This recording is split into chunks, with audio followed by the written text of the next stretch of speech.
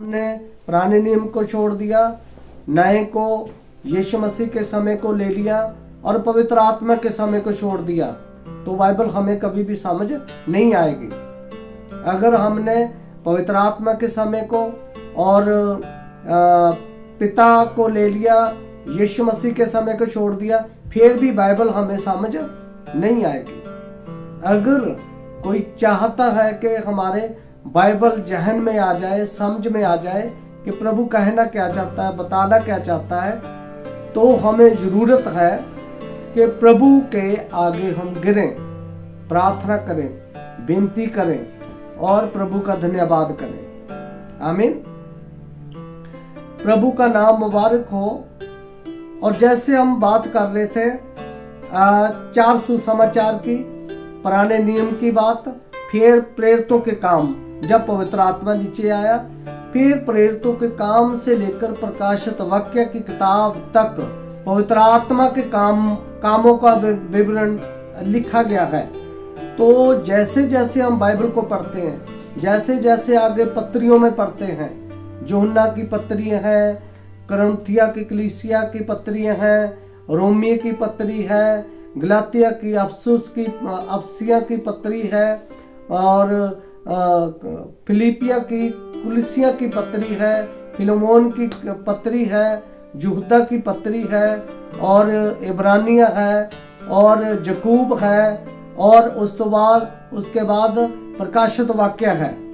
ये सब प्रभु ने अपने लोगों के द्वारा पत्रियों को लिखवाया, जिसके द्वारा हमें ये पता चलता है कि प्रभु ने अपने लोगों के द्वारा हमारे बीच में कैसे काम किया, लोगों में कैसे काम किया। ये सब का सब लिखा गया है, क्योंकि जिस बात को प्रभु ने लिखवाया है वो जरूरत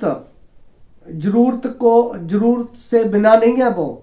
इसीलिए प्रभु ने हर एक बात जो हम पढ़ रहे हैं, है ना, यो कि हम इस समय सुन भी पा रहे हैं, तो प्रभु ने इसीलिए जिस सब बातों को लिखवाया, क्योंकि उन बातों की बहुत सख्त जरूरत थी। आमीन। कोई भी ऐसे बात अचानक नहीं लिखी गई। कोई कहे भी ये तो प्रेरितों ने वैसे लिख दिया। नहीं, प्रेरितों ने वैसे नहीं लिखा, प्रेरितों के द्वारा पवित्र आत्मा ने लिखवाया है, जो आज हमारे हाथों में है, जिसको हम बाइबल बोलते हैं। आमीन।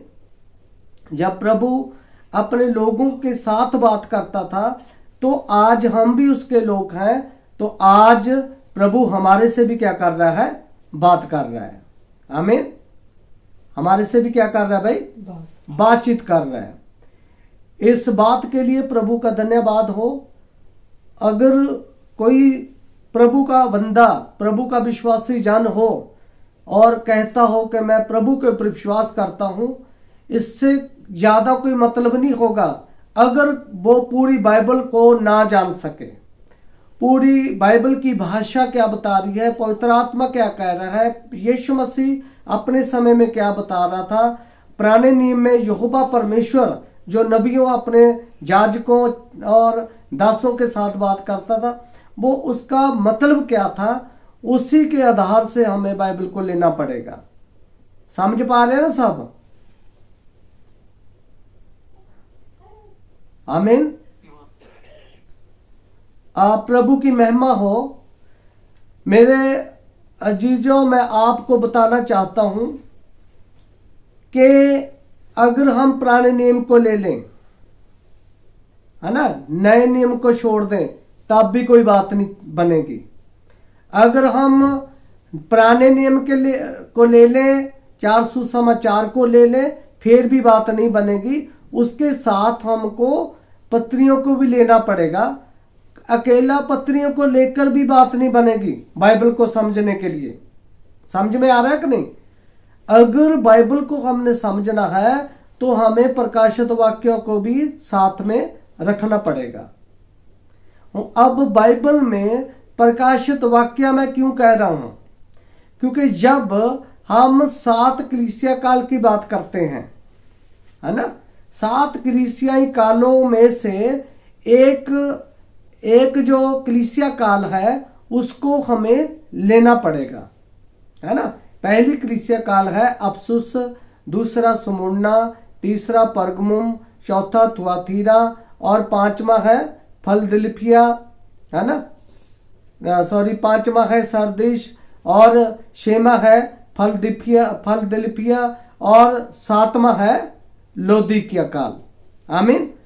अब हमें ये कैसे पता चलेगा कि झूठे मसीह कौन है और झूठे भविष्यद्वक्ता कौन है? कल इसी बात के ऊपर हम बात कर रहे थे कि हमें बाइबल से हमें कैसे पता चलेगा कि प्रभु अपने लोगों के साथ बातें कैसे कर सकता है। क्योंकि हर एक बातों में से यह भी बात है कि प्रभु किसी को यह बताए कि झूठा नबी कौन है। प्रभु की बातों में से यह भी बात है कि प्रभु यह बात भी बताए कि सच्चा मसीही कौन है ना। इन बातों को हमें लेना पड़ेगा, है ना, सीखना पड़ेगा, प्रभु की महिमा करनी पड़ेगी, प्रभु के राज्य को हमें जानना पड़ेगा। भेदों में बाइबल लिखी गई, चिन्हों में बाइबल लिखी गई, ठीक है। और हर एक चीज को प्रभु ने गुप्त रखा, लेकिन अपने ठहराए हुए समय के मुताबिक प्रभु ने हर एक वचन को खोल कर रख दिया। आमीन। और जब जब प्रभु का वचन खुलता गया तब प्रभु के लोग भी प्रकट होते गए, प्रभु के लोग भी यीशु मसीह के पास आते रहे। और जब प्रभु का वचन खुला, ऐसे नहीं हो सकता था कि प्रभु के लोग ना आए आगे। उनको, जो कि प्रभु के ठहराए हुए चुने हुए, पृथ्वी के पहले ही ठहराए हुए चुने हुए लोग थे, उनको एक ना एक दिन प्रकट होना ही पड़ेगा। आमीन।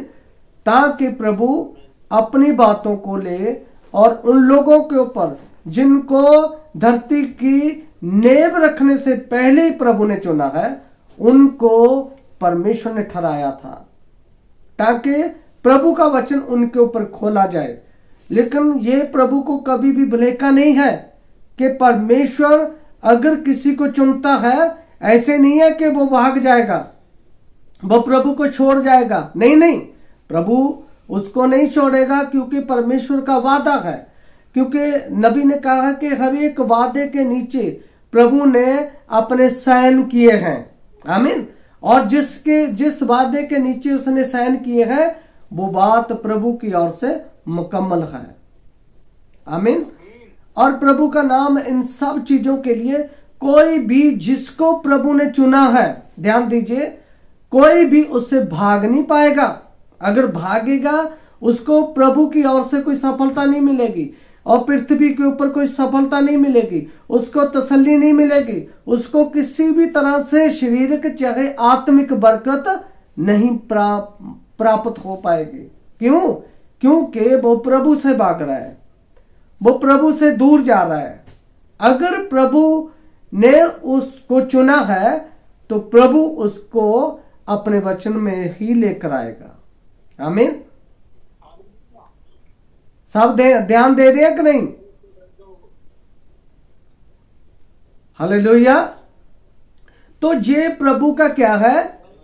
प्यार है, जो अपने लोगों के ऊपर प्रकट कर रहा है, अपने लोगों को जताना चाहता है कि यीशु मसीह हमें प्यार कैसे करता है ना। यीशु मसीह हमारी मदद और सहायता कैसे करता है, प्रभु हमारी लोड़ों को, जरूरतों को पूरा करता है, वो कैसे करना चाहता है। आमीन।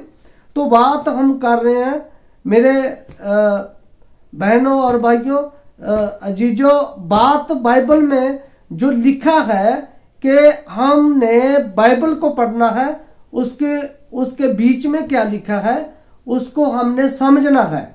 अभी आज भी हमने आयत को पढ़ा है प्रभु की दया से, और प्रभु का धन्यवाद हो सब चीजों के लिए। अब देखिए, मेरी बात ध्यान से सुने। जैसे हम बात कर रहे हैं कि पवित्र आत्मा के द्वारा जब चेलों के ऊपर उसने अपना अगला काम करना शुरू कर दिया, तो प्रभु फिर चिन्हों में नहीं बोलता था, फिर जैसे उनके लोग बोल रहे थे वैसे ही वो बोलता रहा था। आमीन। उनके ऊपर चाहे वरदान आ रहे थे, चाहे प्रभु का अनुग्रह आ रहा था, चाहे प्रभु का वचन उनके ऊपर खुल रहा था, वचन का प्रकाशन आ रहा था, तो वो खुल रहा था।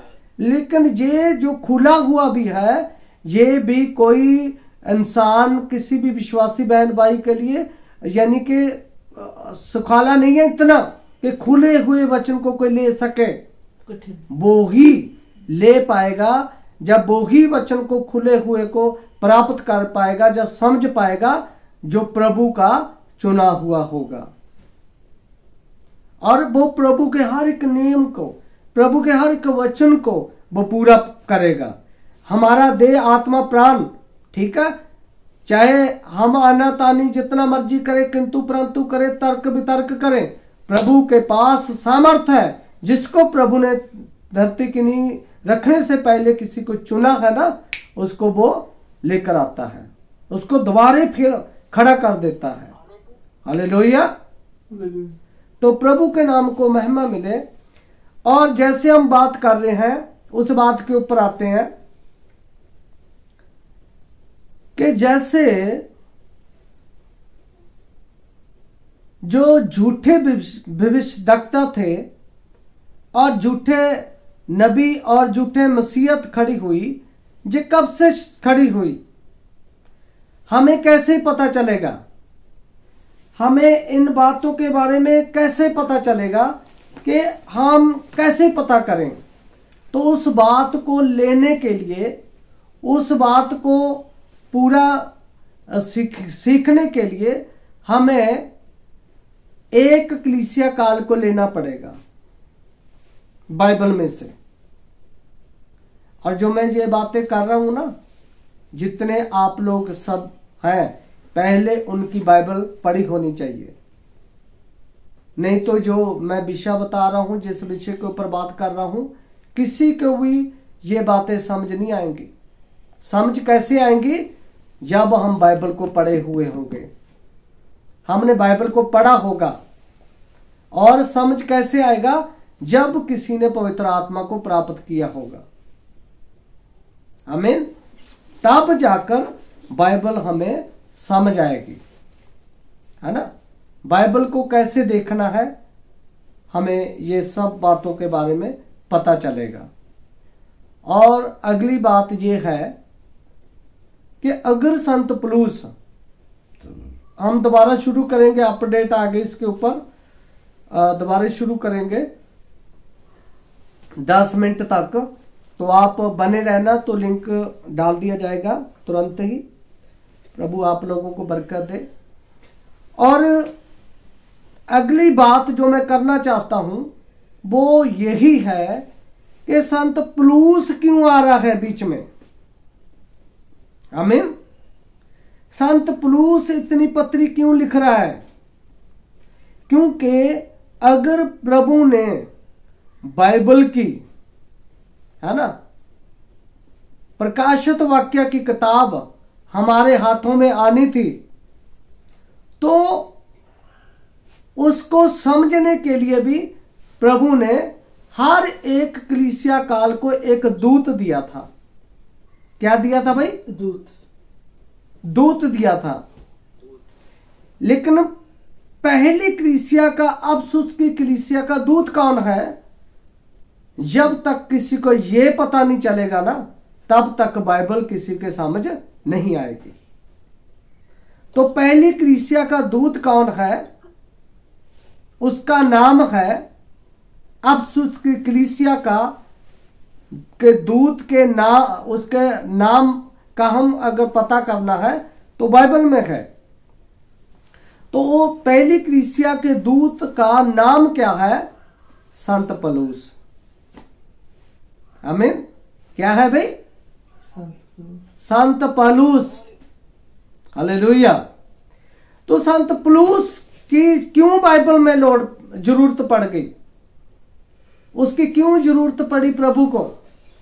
क्योंकि वो विद्वान था, वो ग्रंथी था, वो पढ़ा लिखा था, वो ज्ञानवान था, उसको प्रभु ने बुद्धि से भरा था, इसीलिए प्रभु ने उसको पकड़ा और अपने काम के लिए प्रभु ने संत पौलुस को इस्तेमाल किया। और बाइबल में जब हम देखते हैं अलग अलग पत्रियों में, तो वहां पर यही बात लिखी हमको मिलती है कि वो शैतान आ रहा है और वो अभी भी काम कर रहा है। उससे बचने के लिए कितनी पत्रियों में लिखा गया कि दुष्ट से बचना है, उसकी गलत शिक्षा से बचना है। तो बाइबल में जब पवित्र आत्मा उतरा, जब संत पतरस ने प्रचार करना शुरू किया, जब लोगों ने उनको पूछा कि हे भाइयों, अपने पापों की क्षमा के लिए हम इन गुनाहों से बचने के लिए क्या करें, तो संत पतरस ने कहा था कि करना क्या है, अपने अपने पापों की क्षमा के लिए प्रभु यीशु मसीह के नाम से बपतिस्मा लो, ले, फिर तुम पवित्र आत्मा का दान प्राप्त करोगे। तो वहां पर लिखा है जे इकरार उनके लिए है जो प्रभु के लोग होंगे और जो प्रभु से अभी दूर है, जिनको एक दिन प्रभु अपने पास बुलाएगा। ये इकरार उन सब लोगों के लिए प्रभु ने बांधा था। और उसके बाद एक और बात वहां पर लिखी कि आप कब्बी पीढ़ी से बचना है। आई समझ? किससे बचना है? वहां पर लिखा है कब्बी पीढ़ी से बचना है। तो कब्बी पीढ़ी का क्या है?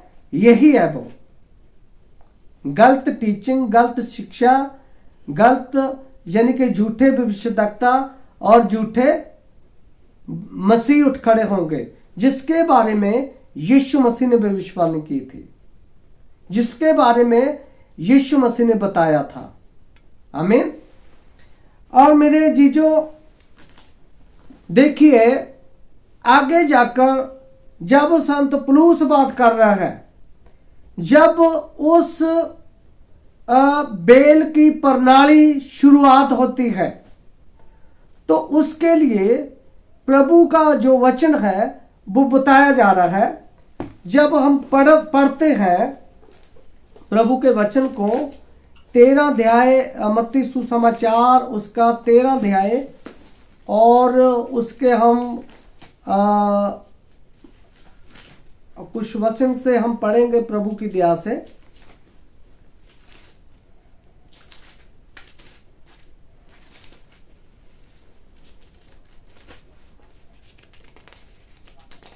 मत्ती सुसमाचार 13 अध्याय उसका हम पढ़ेंगे प्रभु की दया से।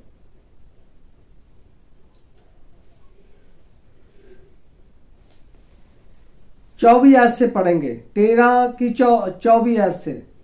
यीशु ने उन्हें एक और दृष्टांत दिया, स्वर्ग का राज्य उस मनुष्य के समान है जिसने अपने खेत में अच्छा बीज बोया, पर जब लोग सो रहे थे तो उसका शत्रु आकर गेहूं के बीच जंगली बीज बोकर चला गया।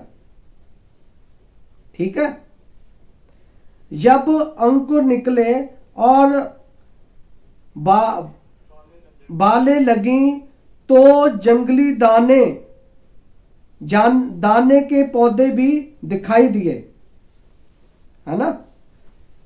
इस पर गृहस्थ के दासों ने आकर उससे कहा, हे स्वामी, क्या तूने अपने खेत में अच्छा बीज ना बोया था? फिर जंगली दाने के पौधे उसमें कहां से आए? तो उसने उनसे कहा, यह किसी शत्रु का काम है।